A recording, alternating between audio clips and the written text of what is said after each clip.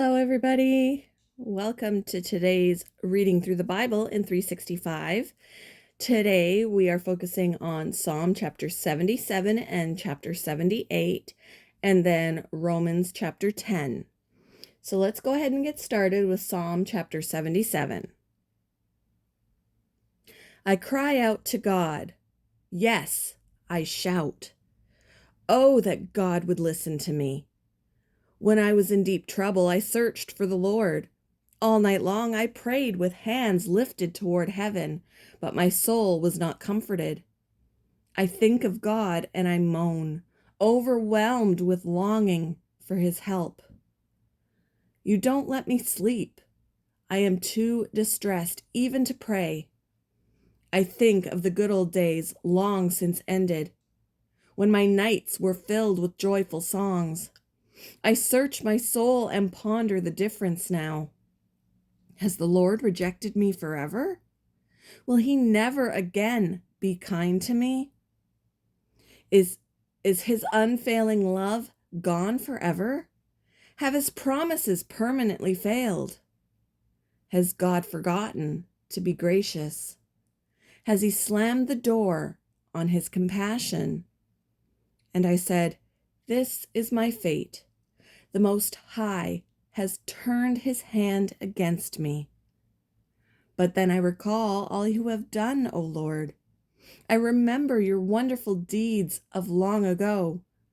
They are constantly in my thoughts. I cannot stop thinking about your mighty works. O God, your ways are holy. Is there any God as mighty as you? You are the God of great wonders. You demonstrate your awesome power among the nations. By your strong arm, you redeemed your people, the descendants of Jacob and Joseph. When the Red Sea saw you, O God, its waters looked and trembled. The sea quaked to its very depths. The clouds poured down. The thunder rumbled in the sky. Your arrows of lightning flashed. Your thunder roared from the whirlwind. The lightning lit up the world. The earth trembled and shook. Your road led through the sea, your pathway through the mighty waters, a pathway no one knew was there. You led your people along that road like a flock of sheep, with Moses and Aaron as their shepherds. Chapter 78. O my people, listen to my instructions. Open your ears to what I am saying, for I speak to you in a parable. I will teach you hidden lessons from our past, stories we have heard and known, stories our ancestors handed down to us. We will not hide these truths from our children. We will tell the next generation about the glorious deeds of the Lord, about his power and his mighty wonders. For he issued his laws to Jacob. He gave his instructions his instructions to Israel. He commanded our ancestors to teach them to their children, so the next generation might know them, even the children not yet born. And they in turn will teach their own children. So each generation should set its hope anew on God, not forgetting his glorious miracles and obeying his commands. Then they will not be like their ancestors, stubborn, rebellious, and unfaithful, refusing to give their hearts to God. The warriors of Ephraim, though armed with bows, turned their backs and fled on the day of battle. They did not keep God's covenant and refused to live by his instructions. They forgot what he had done, the great wonders he had shown them, the miracles he did for their ancestors on the plain of Zoan in the land of Egypt. For he divided the sea and led them through, making the water stand up like walls. In the daytime he led them by a cloud, and all night by a pillar of fire. He split open the rocks in the wilderness to give them water as from a gushing spring. He made streams pour from the rock, making the waters flow down like a river. Yet they kept on sinning against him, rebelling against the Most High in the desert. They stubbornly tested God in their hearts, demanding the foods they craved. They even spoke against God himself, saying, God can't give us food in the wilderness. Yes, he can strike a rock so water gushes out, but he can't give his people bread and meat. When the Lord heard them, he was furious. The fire of his wrath burned against Jacob. Yes, his anger rose against Israel, for they did not believe God or trust him to care for them. But he commanded the skies to open. He opened the doors of heaven. He rained down manna for them to eat. He gave them bread from heaven. They ate the food of angels. He gave them all they could hold. He released the east wind in the heavens and guided the south wind by his mighty power. He rained down meat as thick as dust, birds as plentiful as the sand on the seashore. He caused the birds to fall within their camp, and all around their tents the people ate their fill. He gave them what they craved, but before they satisfied their craving, while the meat was yet in their mouths, the anger of God rose against them, and he killed their strongest men. He struck down the finest of Israel's young men. But in spite of this, the people kept sinning. Despite his wonders, they refused to trust him. So he ended their lives in failure, their years in terror. When God began killing them, they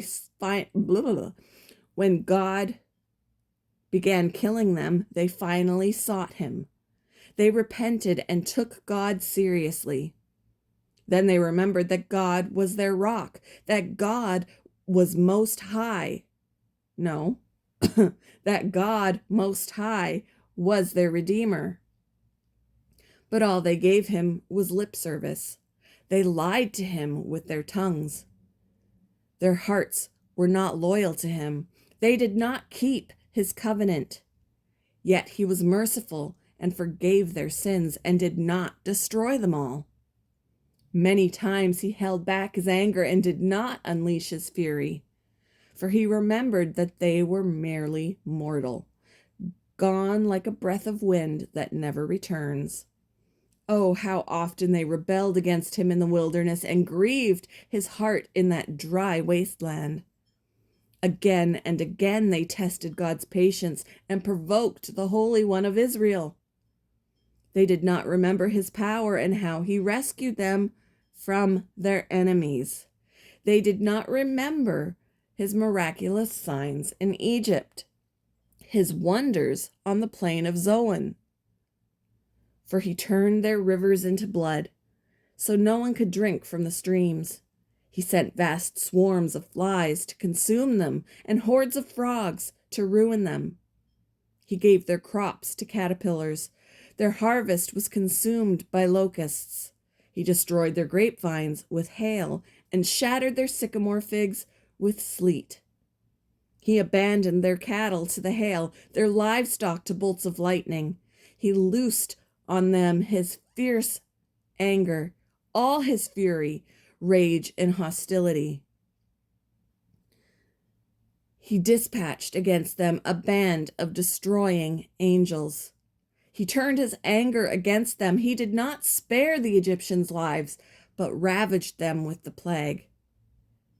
He killed the oldest son in each Egyptian family, the flower of youth throughout the land of Egypt.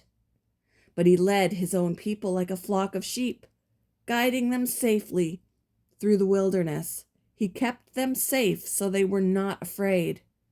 But the sea covered their enemies. He brought them to the border of his holy land, to this land of hills he had won for them. He drove out the nations before them. He gave them their inheritance by lot. He settled the tribes of Israel into their homes.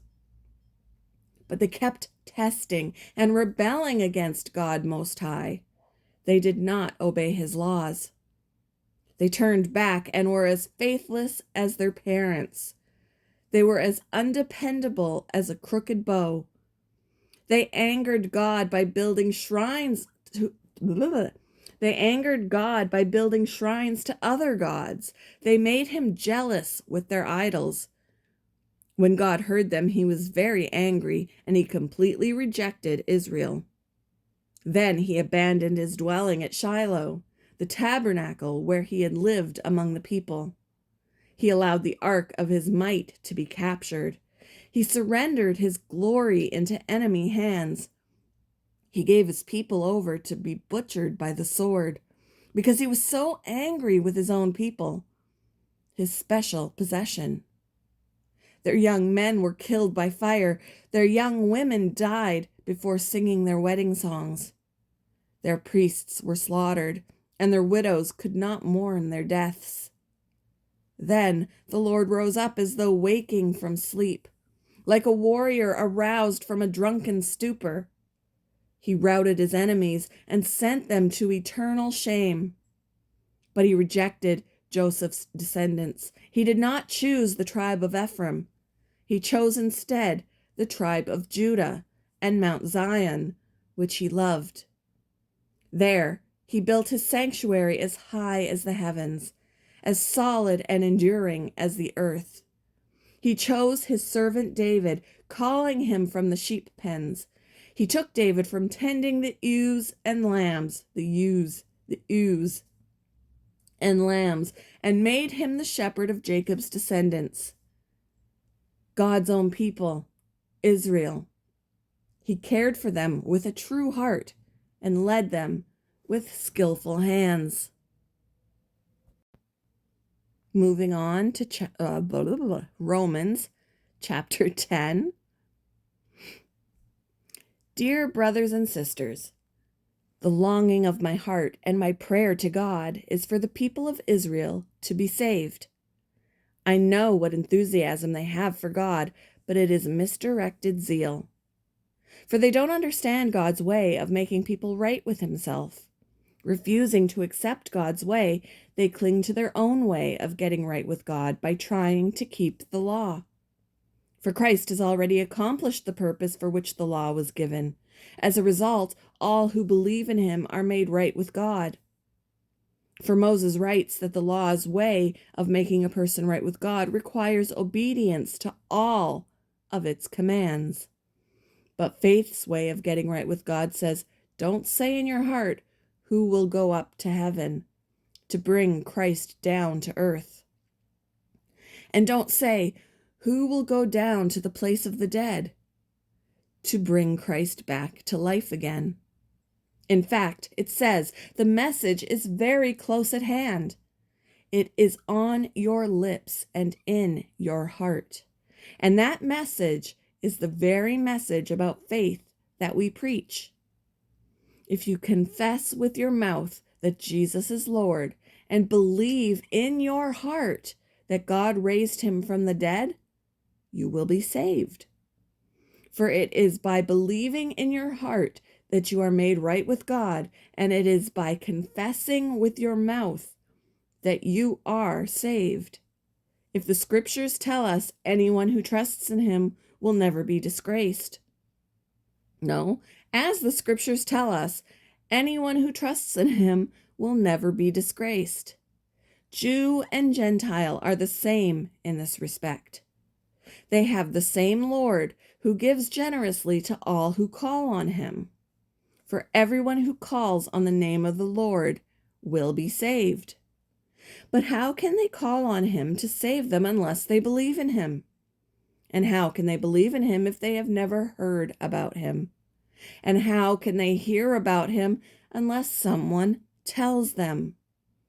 And how will anyone go and tell them without being sent? That is why the scriptures say, how beautiful are the feet of messengers who bring good news. But not everyone welcomes the good news. For Isaiah the prophet said, Lord, who has believed our message? So faith comes from hearing. That is, hearing the good news about Christ. But I ask, have the people of Israel actually heard the message? Yes, they have. The message has gone throughout the earth and the words to all the world. But I ask, did the people of Israel really understand? Yes, they did. For even in the time of Moses, God said, I will rouse your jealousy through people who are not even a nation. I will provoke your anger through the foolish Gentiles. And later, Isaiah spoke boldly for God, saying, I was found by people who were not looking for me. I showed myself to those who were not asking for me. But regarding Israel, God said, all day long I opened my arms to them, but they were disobedient and rebellious.